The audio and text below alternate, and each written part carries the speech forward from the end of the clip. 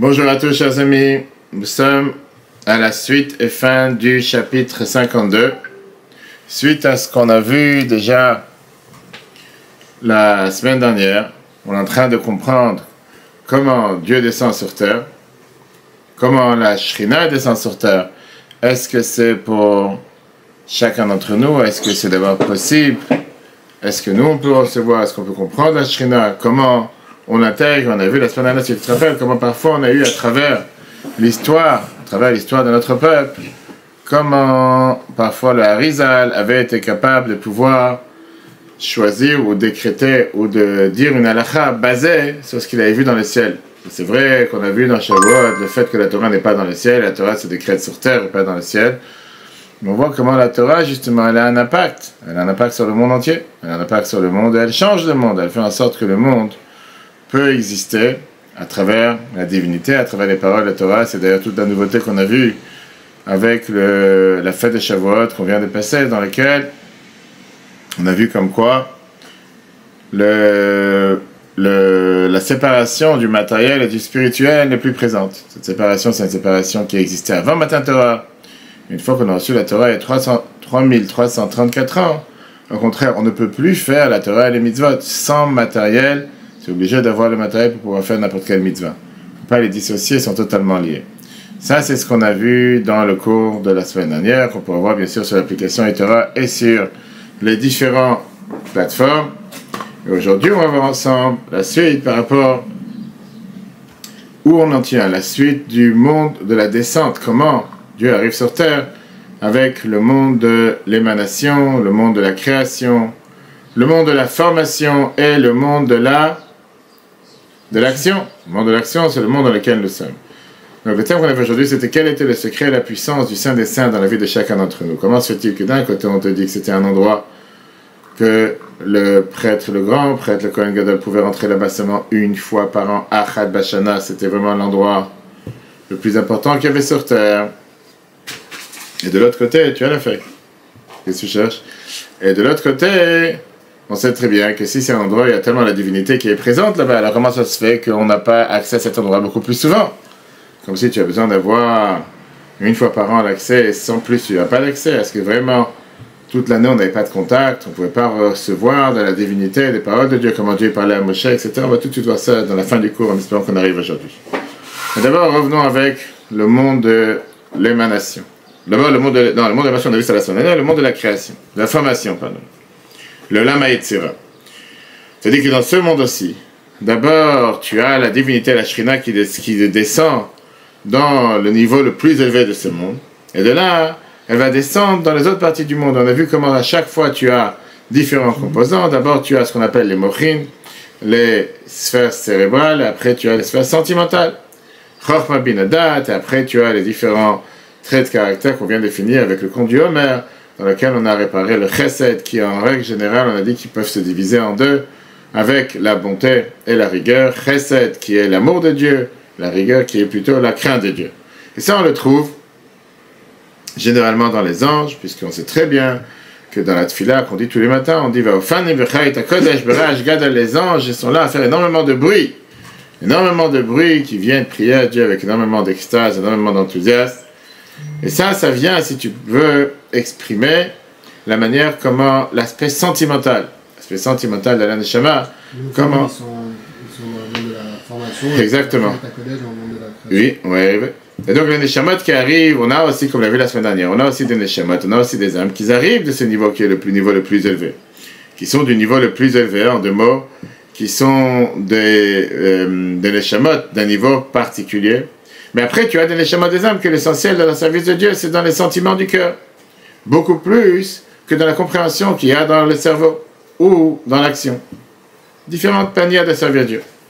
Et de là, on arrive à ce qu'on a vu la dernière fois, comment se décompose toute la Torah qu'on a, la Mishnah, la Gemara, Shulchan Aruch. De là arrive la Mishnah.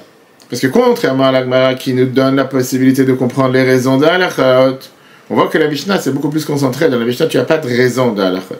La Mishnah, c'est juste halachot. Quelques mots, quelques phrases, quelques lignes. Et d'ailleurs, on peut dire aussi que la Mishnah, ce point qu'on retrouve dans la Mishnah, on le retrouve aussi dans le Shulchan Aruch et n'importe quelle halakha qui est tranchée dans la Torah. Une des avantages de Rambam, Maïmonide, quand on te dit que Rambam il vient et il t'explique les détails, il te donne les détails, il te donne les raisons de chaque chose. C'est ce qu'on appelle la sagesse de Dieu. Exactement. Tout c'est la sagesse de Dieu. Après, la différence, elle est comment elle est décomposée et comment elle arrive jusqu'à nous, ici dans ce monde en bas. La question la plus basique dans la halakha, c'est est-ce qu'il faut aller d'après la Kula ou la Chumra? Est-ce qu'on va d'après la vie la plus, on va dire, la plus facile, ou on va être la plus, pas légère, mais la plus permissive, ou bien la plus rigoureuse? Est-ce que tu permets ou tu interdis? Et ça, encore une fois, ça découle des sphères quand on comprend comment la Kabbalah, la Chassidut t'explique.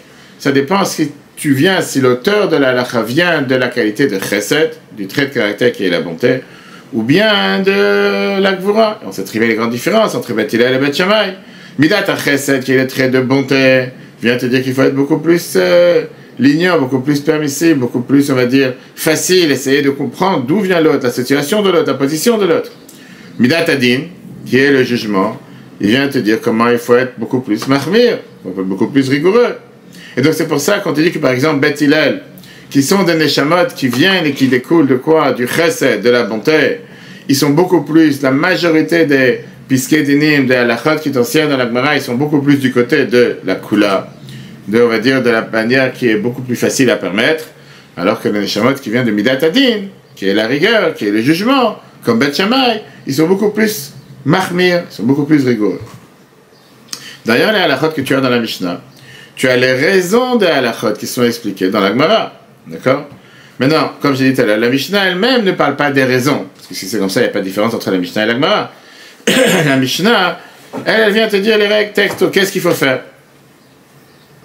Alors, si on peut dire, dans la Mishnah se trouvent les midot, les traits, les attributs, les traits de caractère qui sont les plus élevés, et la Bina, qui est l'intellect, qui vient dispatcher, qui vient étaler, qui vient détailler tout ce que tu as eu dans la Chachma, dans la sagesse, elle est beaucoup plus cachée. Parce que la Mishnah, c'est juste un point, c'est une ligne. La preuve est que des fois, sur une ligne de Mishnah, au dernier, tu as 10 pages de Gemara, qui vient t'expliquer le détail. Viens la Nourazaken, ici dans Tanya, il te dit, mais néanmoins, il faut que tu saches que tout est basé sur la Chochma et la Hadatzilut, sur le niveau de sagesse le plus élevé du monde de l'émanation. Je veux dire, c'est pas que chaque ici sage de la Mishnah ou de la Gemara va détailler la halakha en fonction de d'où vient sa neshama. En fait, ça compare.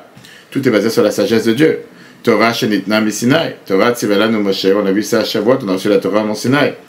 Dans la Torah elle-même, il y a des composants qui sont plus adaptés pour le chesed et des composants qui sont plus pour le din. D'où on va décréter la halakha. C'est très bien qu'on te dit Acharei Rabim La'atot, qui veut dire qu'on va d'après la majorité. On va d'après la majorité. Des fois, tu peux avoir 5 avis contre 1, 2 avis contre 3, je disais sur 3, 2 contre 1, etc., etc. Prenons un exemple. On va prendre un exemple avec la première Mishnah. Tout le monde connaît par cœur, on parle de la Gemara Brachot. Et dans la Gemara Brachot, justement, tu apprends justement le devoir d'apprendre la Chassidut dans lequel on te dit qu'on ne peut pas commencer à prier Dieu. Et la mitor koved rosh, seulement si tu as médité sur la grandeur de Dieu, etc. On sait très bien que ça, c'est grâce à ça que tu apprends les codes secrets de la Torah, qui sont la Chassidut. Première Mishnah de Shisha, c'est de la Mishnah.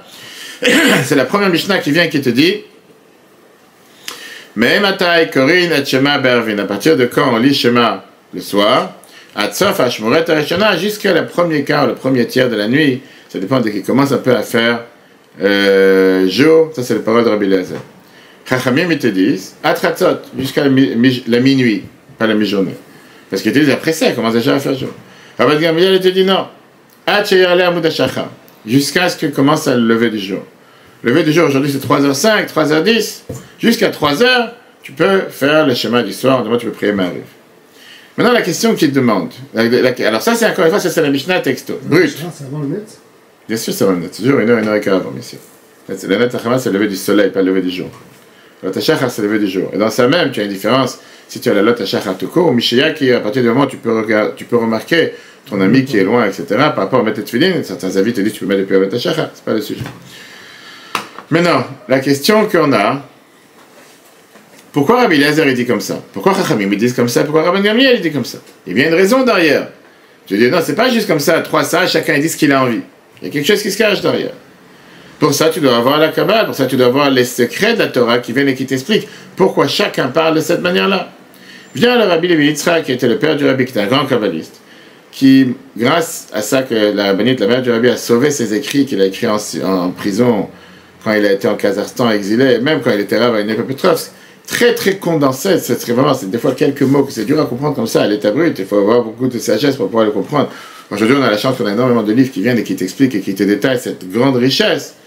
Il te dit justement, ce type de Mishnah, qui est la première Mishnah, vient te montrer comment chaque chose a sa source spirituelle dans les traits de caractère, les attributs, les sphirotes les plus élevés, qui font que c'est la raison pour laquelle que plus les neshamot de ces sages descendent et découlent de tel et tel monde. Pour ça, dans ce monde, ils viennent et te disent la de telle et telle manière. Et le rabbi en général, il nous montre, on a parlé de ça longuement dans le discours pendant Shavuot.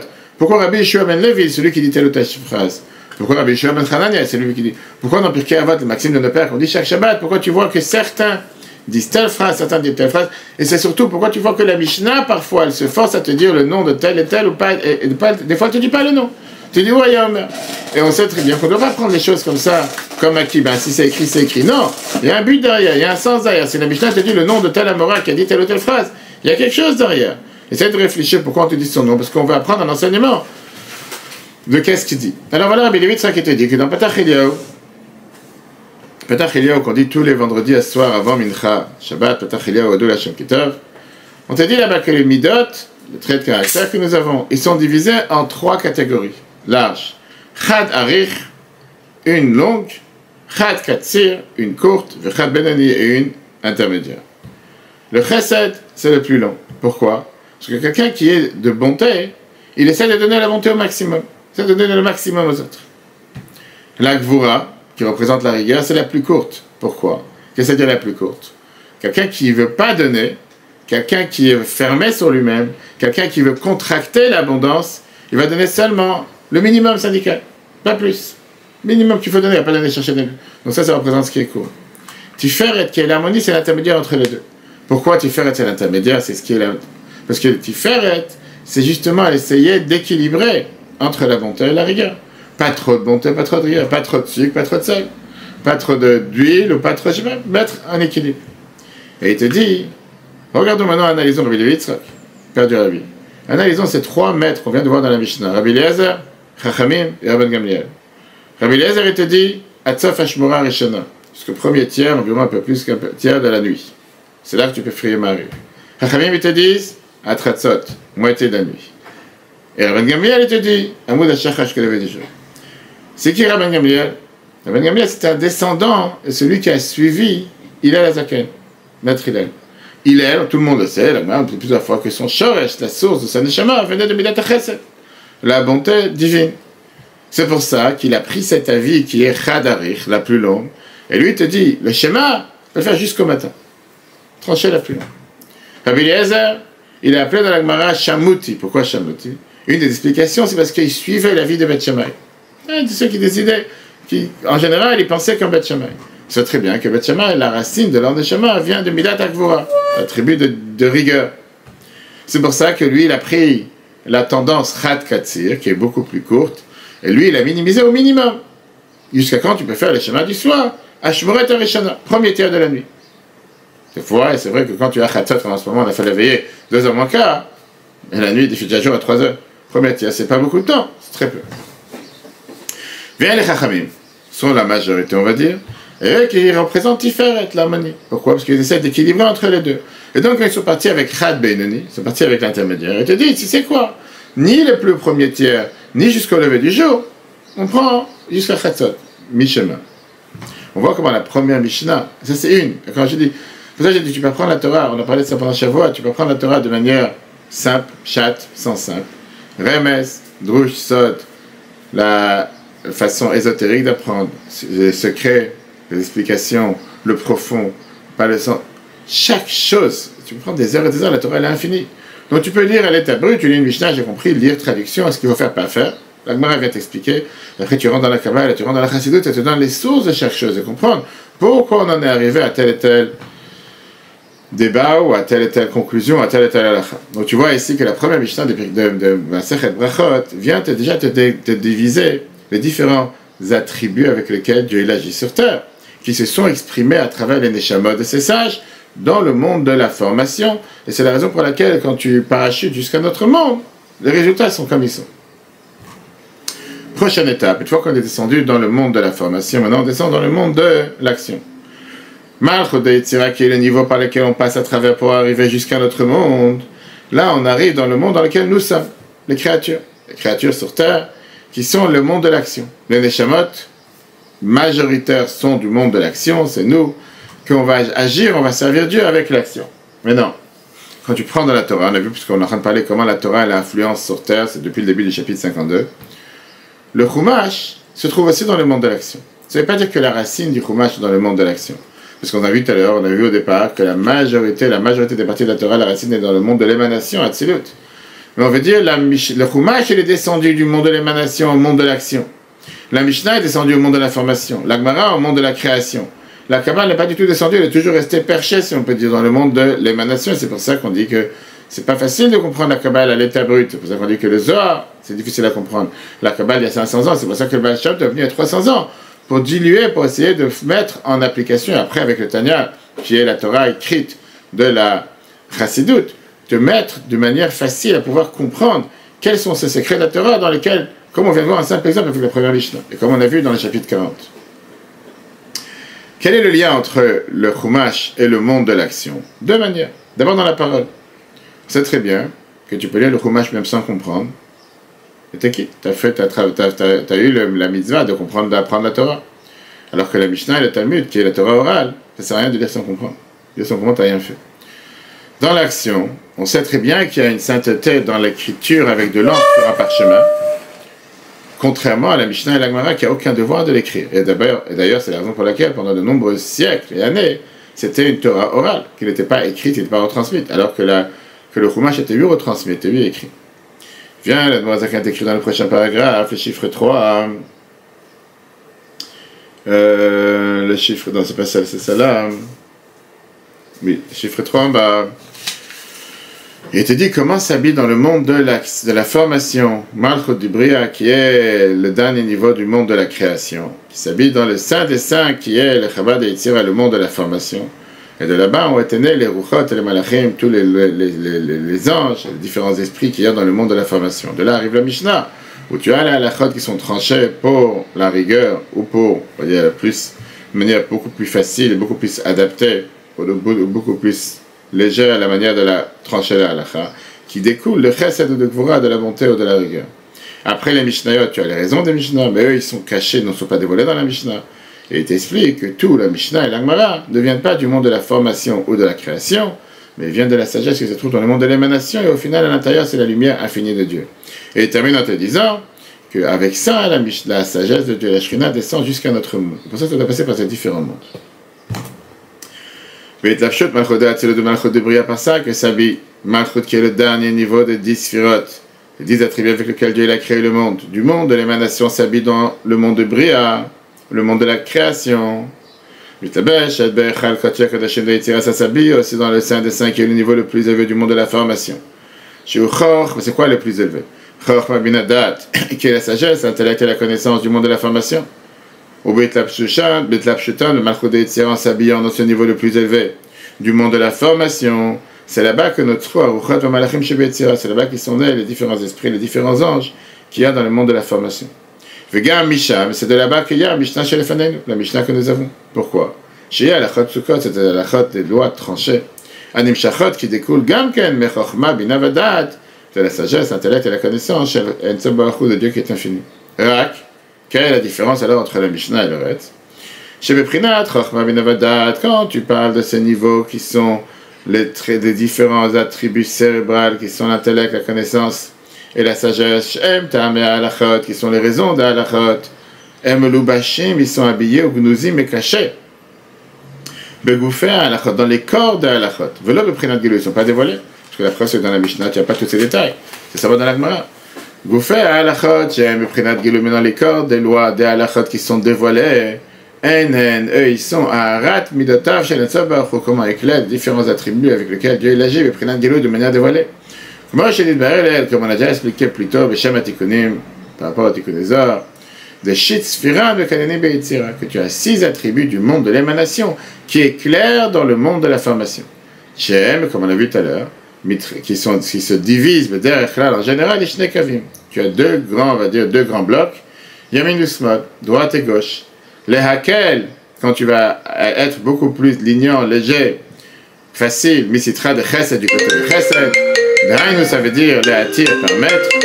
Chez Yuchal, la Halot et la Shem, que tu pourras monter vers Dieu. Ou bien les Achmir, ou bien d'être beaucoup plus rigoureux. Beaucoup plus rigoureux, c'est bien du côté de la Gvura, etc. Ve'akol, maintenant, que ce soit la Gemara, que ce soit la Mishnah, Alpi Chochma Ilad Atzil, où tout remonte à la source qui est la sagesse qui se trouve de Dieu dans le monde de l'émanation. Ou Bina Vadat, et l'intellect et la connaissance, Klulot qui sont inclus à l'intérieur, ou Miyuchadot Ben Tzabaruchu, qui sont unis avec Dieu qui est totalement infini. Pourquoi? Parce qu'au final, tu ne veux pas dissocier l'un de l'autre. Betor Kulan, dans toute cette lignée qu'on vient de voir, Melubashat est habillé Chochma, la sagesse, Bina, l'intellect, Dat, la connaissance, d'Atzilo, du monde de l'émanation. Sheor en Tzabaruchu, que la lumière infinie de Dieu, mais Yuchad Baem est unie à l'intérieur de Betach et Taïchut avec la plus grande union. Vechen Bederezo, c'est de cette manière-là que Yarda, Shrina, la divinité descend. Venitlap Shai Sabi, Bechal Koche Kodashim d'Asiya, dans le sein des saints qui se trouve dans le monde de l'action. Donc il te dit encore une fois, tout est lié. Après, ça dépend où tu te positionnes. Tu veux prendre les choses au niveau final, et c'est comme tout dans la vie. Tu veux prendre un iPhone, tu veux prendre une bouteille, et tu dis voilà, j'ai le liquide qui est dans la bouteille. Et tu as des gens qui vont essayer de chercher plus profond. Comment il fabriquait ce liquide, comment il fabriquait cette bouteille, où ça a été fait, dans quel endroit. Qu'est-ce qui a fait que je suis arrivé au résultat final que j'ai dans la main? Ça, c'est le monde de l'action dans lequel nous sommes. Mais tu as des gens qui ne vont pas s'intéresser au résultat final. Ils vont devoir essayer de chercher d'où est venu depuis le départ jusqu'à aujourd'hui. 2 histoires. Une fois, ils sont venus de Mitnagdim à l'époque. Il y avait ce qu'on appelle les opposants à la Chassidut au début, quand la Chassidut a commencé avec les règles. Mais ils étaient des grands sages. Ils sont arrivés à Mezrich. Ils sont arrivés à la ville de Mezrich, où il y avait l'élève principal du Baal Shem Tov, le Maguide de Mezrich, pour tester, voir qui il est, etc. Ils lui ont demandé une question de la Gemara. Il a dit, vous savez quoi, il y a mon élève ici, Rabbi Zouche d'Andipoli, qui était très connu, on a parlé de lui plusieurs fois, demandez-lui la question. Ils sont partis voir avec la Gemara, Rabbi Zouche d'Andipoli. Il a essayé de tourner les pages, et leur a expliqué qu'ici, depuis le départ, il y a quelques explications qui sont faussées, qui sont mal mises, et que pour ça, il faut d'abord enlever ces mauvaises explications, ces explications qui sont pas justes, pour pouvoir dévoiler quelle est la bonne explication d'Agmar. C'est inscrit dans l'Agmar. Rabbi Zouché regarde, il a dit c'est quoi la bonne explication? Et ils étaient très étonnés. En revenant chez eux, ils ont oublié l'explication qu'il leur a dit. Ils sont venus au Rabbi Zouché et lui ont dit, est-ce que tu peux nous redire l'explication parce qu'on comprend bien, il y a quelque chose qui n'est pas clair. Rabbi Zouché il a dit la chose suivante. Si votre question depuis le départ serait-elle Shem Shemaim pour vraiment comprendre, vous n'avez pas oublié. C'est une preuve que vous ne cherchez pas à comprendre. Vous cherchez juste à accuser, pour ça vous avez oublié. Et donc ça ne va pas aider que je vous répète cette histoire encore une fois. Ça ne sert à rien, de toute façon vous ne cherchez pas à comprendre. L'histoire qui est imprimée dans Migdalos, page 248. Qui veut dire encore une fois, il y a dans la vie de tous les jours, on rencontre beaucoup de gens, quand on te dit que si quelqu'un apprend la Torah, l'Ishma pour apprendre la Torah, alors Dieu il envoie une certaine sagesse qui peut comprendre la Torah. Quelqu'un qui n'apprend pas parce qu'il veut apprendre, mais il apprend juste pour pouvoir accuser, juste pour pouvoir abaisser, juste pour pouvoir confronter. À ce moment-là, il y a une certaine finesse, une certaine humilité que tu dois avoir quand tu apprends la Torah. C'est pour ça qu'on dit on demande à Dieu de nous donner sa part dans la Torah. Comme on dit tous les matins, on a vu ça longuement dans les cours de Shavuot, ne pas oublier que la Torah c'est la sagesse de Dieu. C'est pas ta sagesse. C'est pas que je viens prendre ici un dossier, et tu prends comme n'importe quelle autre matière. Ça c'est tordu, ça c'est faux, ça a mal compris. Rashi il n'a pas bien compris, toi soit il n'a pas bien compris. Et une certaine humilité de te dire, tu sais quoi, c'est le plus grand génie du peuple juif. Ils ont quand même une plus grande sagesse que toi. Et si tu ne comprends pas, c'est toi qui as un problème. Va chercher au plus profond de toi-même pour comprendre comment faire adapter cette phrase, ce Rashi, cette aswat avec cette halakha, que tout va concorder. Et si toi, tu n'as pas compris, tu as un problème, va faire en sorte. Mais ce n'est pas que tu vas adapter la Torah face à ton compréhension. Jusqu'à présent, comme j'ai dit, c'est des choses qui sont plutôt, on va dire, déconnectées, spirituelles. Oui, c'est la chassidut, c'est les 4 mondes. Les saints des 5 dans les 4 mondes. Mais à quoi ça me parle à moi? Parce que le thème d'aujourd'hui, c'était quel est le secret de la puissance des saints qui est à l'intérieur de chacun d'entre nous? Parce que quelqu'un peut dire, oui, c'est très bien, comment Dieu a décidé d'agir sur terre. Mais ça, c'est les mondes généraux, avant qu'ils se divisent et se détachent en mondes personnels. Puisqu'au final, chacune de ces attributs est aussi à l'intérieur de chacun d'entre nous. Chacun d'entre nous sert Dieu avec les 10 sphirotes, et après, tu as certains qui vont se spécialiser dans tel aspect ou dans tel aspect. Mais on le fait tous. Prenons le monde matériel. le monde dans lequel nous sommes, qui est un monde qui est infini, où tu as un nombre infini d'êtres humains, et de l'autre côté, on te dit que chacun, c'est un Olam Malé, c'est un monde entier. Dans cette division hiérarchique que Dieu l'a créée sur Terre, tu as aussi ces différents niveaux. De la même manière que tu as Rav et Talmid, un maître et un élève, tu as Mashpia et Mekabel, tu as celui qui est influenceur, pas influenceur sur YouTube, quelqu'un qui va influencer les autres, et quelqu'un qui reçoit. Mais chacun de nous est un Mashpia et Mekabel. Chacun peut recevoir et chacun peut donner. Et ça n'existe pas une personne qui est là que pour donner, et ça n'existe pas une personne qui est là que pour recevoir. Tu as un tzaddik, un rabbi, et ses chassidim et ses disciples. Tu as un chef de famille, un maître de famille, tu as un Baal Habayit, et tu as les membres de la famille. Et pareil que tu as dans les mondes d'en haut, tu as la différence entre les Malachim Hacharet, les anges. Tu as les Neshamot, les âmes qui sont dans ces anges.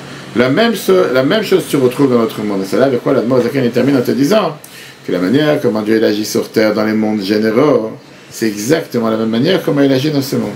Pourquoi tu as une personne qui aime plus le salé et une qui aime plus le sucré? La Kabbalah t'explique que tu as quelqu'un qui est sur Neshama, elle vient plus du côté qui sont plus les douceurs, qui sont plus le chesed. Et pour ça, il aime les choses qui sont beaucoup plus douces. Tu as des gens qui viennent plus du monde de la Gvura, et c'est pour ça qu'il aime les choses qui sont beaucoup plus amères. C'est un Neshama qui fait en sorte que ton corps il désire telle ou telle chose. Puis la Moazakan te dit, c'est exactement la même chose. Pourquoi on te dit Malchutra, Malchut Kol Olamim? On dit tous les jours dans la Tfila. Ta royauté, qu'est-ce que c'est des Malchutra? On parle de la royauté de Dieu qui se trouve dans le monde de l'émanation, Atzilut. Malchut Kol Olamim, elle réside dans tous les mondes. C'est pas juste dans le monde Atzilut, le monde de l'émanation, un monde très élevé, un monde déconnecté, un monde qui me parle pas. Non, c'est dans Kol Olamim, dans tous les mondes. Mais jusqu'à dans nos mondes, tu retrouves cette même chose. Et au final, ça c'est la source de la vie qui existe dans chaque monde. La source de chaque créature qui existe dans chaque monde. Tout vient de la même lignée. C'est l'ADN que tu ne peux pas enlever. Comme on dit, tu ne peux pas essayer de transformer l'ADN d'une personne. Qui vient du monde de l'émanation jusqu'au monde dans lequel nous sommes. Où on le sait, c'est écrit dans la Torah. Parashat Bereshit. Basara, Mamarot, Nivra, Olam, chapitre de Pirkei Avot qu'on a vu il y a 2 semaines.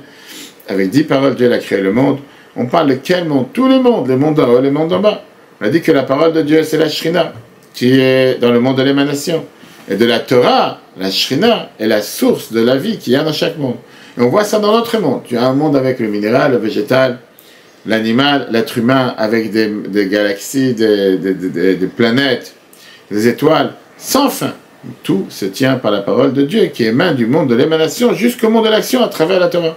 Et s'il n'y aurait pas eu la Torah, s'il n'y aurait pas eu la parole de Dieu qui fait vivre, Dvar Hashem, automatiquement, ça n'aurait pas pu vivre sur terre. Chaque monde de ces 3 mondes, qui est le monde de l'information, création et l'action, Mitralek, les Revevot Madrigot, se découpe, se divise en des dizaines de milliers de niveaux. Un Ikraot, Gamken, qui sont aussi appelés la mode pratim, les mondes privés, le monde détaillé. Le dernier niveau le plus élevé qu'il y a dans le monde de l'émanation, mais le Besh est habillé.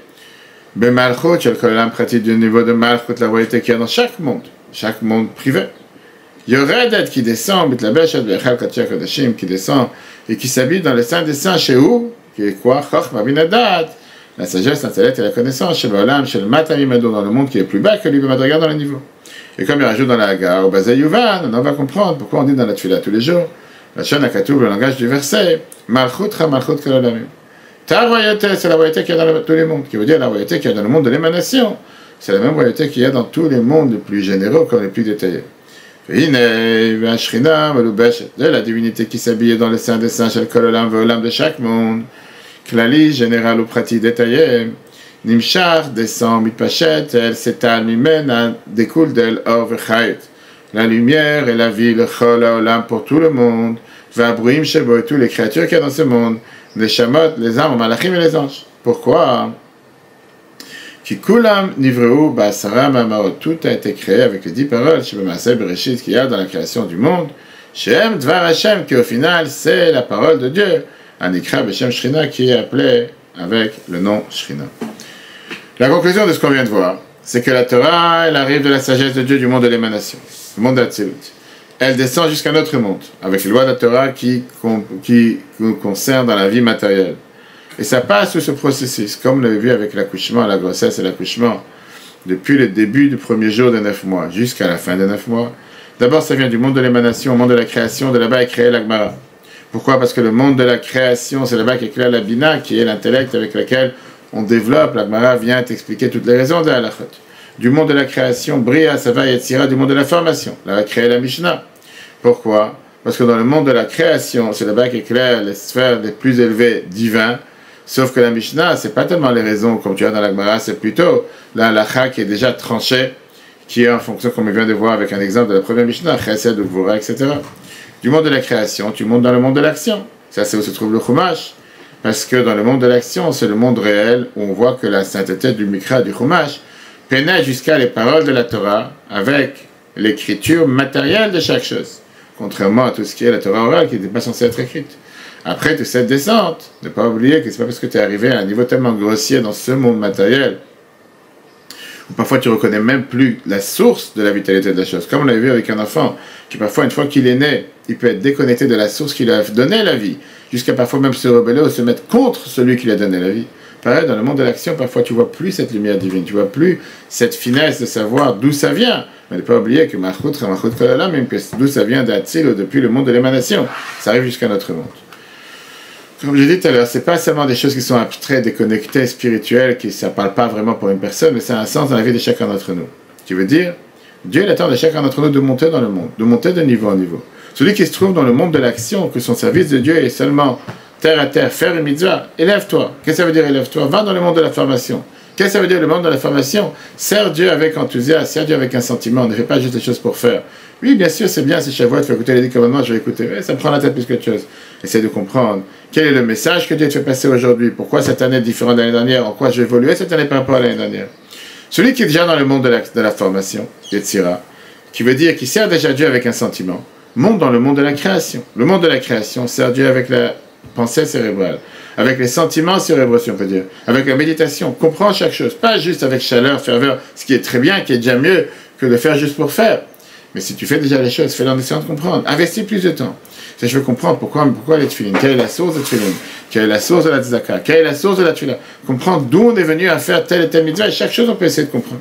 Celui qui est déjà arrivé dans le monde de la création, qui est à le niveau le plus élevé, et qui sert déjà Dieu avec la méditation, monte au niveau le plus élevé, qui est le niveau de l'émanation, qui veut dire servir Dieu avec une soumission totale. Qu'est-ce que ça veut dire? Pourquoi? C'est 8, c'est possible. On voit bien plusieurs personnes. Comme j'ai dit, comme la Chassidut explique, c'est pas obligé de faire ça H24, 7 jours sur 7. Mais certaines mitzvot, certaines choses, prends 10 minutes par jour. Qu'est-ce que ça veut dire servir Dieu avec le monde de l'émanation? Être totalement soumis à Dieu. Comme on dit que dans le monde de l'émanation, il n'y a aucune force du mal, il n'y a que la lumière de Dieu qui existe. Tu veux dire, pas ici à l'intérêt personnel, juste parce que c'est ce que Dieu il a demandé. Oui, j'ai aucun intérêt à faire ce que je fais maintenant. Je vais le faire parce que c'est ce que Dieu il attend de moi, pour ça je le fais. Dans le prochain chapitre, on n'a pas le temps de commencer aujourd'hui, c'est dommage de commencer le chapitre 53 maintenant, on va voir que puisqu'on a parlé comment la Shrina elle existe dans les différents mondes, et puisqu'on a vu comment elle existe à travers le Saint des Saints qu'il y a dans chaque monde, on va voir comment ça s'exprime dans la vie de chacun d'entre nous. Comment la Shrina règne dans le temple, et surtout comment elle a fait descendre sur terre à travers l'étude de la Torah. Parce qu'on a posé la question tout à l'heure, que puisque la Shrina, la divinité règne dans le cerveau, dans la sagesse, et de là-bas dans le monde entier, et on sait très bien que le Saint des Saints, c'était l'endroit le plus saint, le plus élevé, le plus important, dans lequel le Kohen rentrait une fois par an, l'homme le plus élevé du monde, et s'il sortait de là-bas vivant, c'était la plus grande joie, on faisait de ça toute une fête, comme on dit dans la prière de Kippour. Quel est le secret du Saint des Saints? C'est ce qu'on va voir dans le chapitre 53, qui est le dernier chapitre d'écouter à Marie, du première portion du Tanya qui est divisé en 5. Qu'est-ce que ça veut dire dans la vie de tous les jours? Qu'est-ce que ça me parle? En quoi cette Shrina qui existe dans le Saint des Saints, comment je la fais descendre sur terre? À travers l'étude de la Mishnah, la Gemara, le Chumash, la Kabbale, bref, l'étude de la Torah tout court, Torah dévoilée, Torah cachée, pour pouvoir la mettre en application dans la vie de chacun d'entre nous, ce qui est le plus important. On verra pourquoi dans le Saint des Saints, c'était d'un côté, tu avais l'aspect fini, où tu devais avoir l'âge qui devait être mesuré, limité, avec certaines dimensions, et de l'autre côté, il ne prenait pas de place. Comme Aaron et Nom et Amida, comment est-ce possible que dans le même endroit, où d'un côté tu as la divinité qui est la lumière infinie de Dieu, de l'autre côté il y a une limite, et on verra dans la vie de tous les jours, qu'est-ce que ça veut dire faire rentrer l'aspect fini et l'aspect infini dans la vie de chacun d'entre nous. On verra la différence entre le premier temple et le deuxième temple. Pourquoi dans le deuxième temple il n'y avait pas de Saint des Saints? Il y avait le Saint des Saints mais il n'y avait pas l'arche. Pourquoi il manquait chaque chose qu'il y avait dans le premier temple? Pourquoi on est descendu de niveau? Qu'est-ce qu'on attend s'il devait avec le troisième temple? Qu'est-ce qui se passe surtout aujourd'hui que le temple n'existe plus? Alors ça veut dire quoi? La divinité n'est plus sur terre. C'est quoi? Il faut forcément aller au kotel pour recevoir des pierres, pour pouvoir prier. Tu vas prier dans les 4 coins du monde. Quel est l'avantage que nous avons face au fait que nous sommes en exil, qu'on a vu plusieurs fois? Et avec ça, on terminera, si Dieu veut, le chapitre 53, si Dieu veut, la semaine prochaine. Le cours sera repris sur l'application Etora sur Google et Apple. Très bonne journée à tous et à la semaine prochaine.